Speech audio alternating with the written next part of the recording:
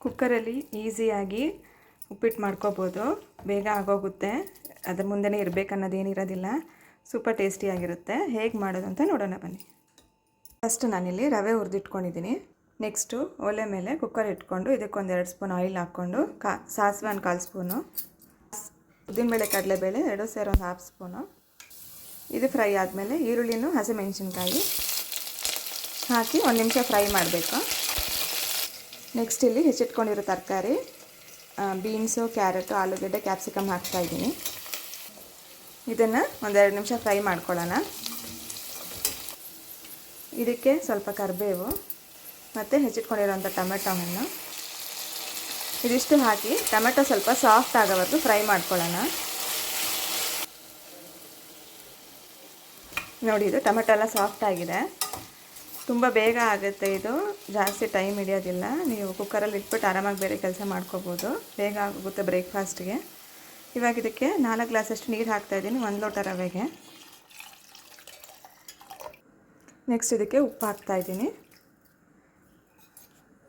ಈ ಮೆಥಡನ್ನ ನೀವು ಬನ್ಸಿ ರವೆಲ್ಲೇ ಮಾಡ್ಕೋಬೇಕು, ಆವಾಗ ಚೆನ್ನಾಗಿ ಬರುತ್ತೆ.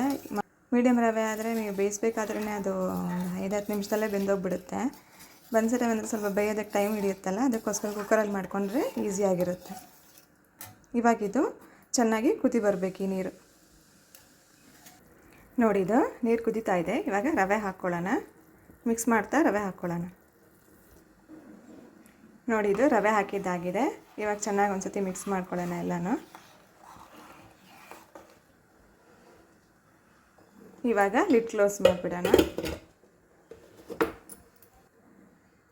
ವೆಯ್ಟ್ ಇಟ್ಟು ಇದು ಒಂದೇ ಒಂದು ವಿಸಿಲ್ ಕೂಗಬೇಕು, ಆಮೇಲೆ ಸ್ಟವ್ ಆಫ್ ಮಾಡ್ಕೊಳ್ಳೋಣ. ನೋಡಿ, ಇದು ಕುಕ್ಕರ್ ಆರಿದೆ, ಓಪನ್ ಮಾಡ್ಕೊಳ್ಳೋಣ.